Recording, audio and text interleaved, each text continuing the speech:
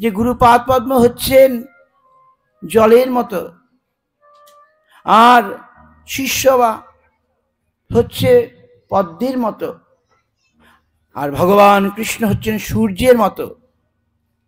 সেই শিষ্য বা ভক্ত সে যদি গুরুপাদ পদ্ম রূপে, অর্থাৎ পদ্ম যদি জলের মধ্যে বিরাজ করে, তাহলে সূর্যের তাপ তাকে প্রস্ফুটিত করে, বিকশিত করে।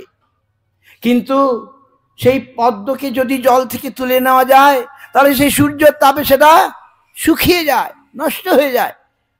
তেমনি আমরা যারা শিষ্য অভিমান করছি, আমরা যদি সেই গুরুপাদ পদ্মে অবস্থান করি সব সময়, তাহলে সেই কৃষ্ণরূপী সূর্য তিনি তাকে, সেই জীবকে, সেই শিষ্যকে তিনি আরো কৃপা দান করে বিকশিত করবেন।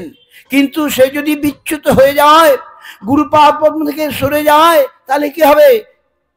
কৃষ্ণ সূর্য তাকে আর রক্ষা করতে পারেন না, সে নষ্ট হয়ে যেতে পারে, যায়। তাহলে গুরুপাদ পদ্ম আমাদের কত প্রয়োজনীয়।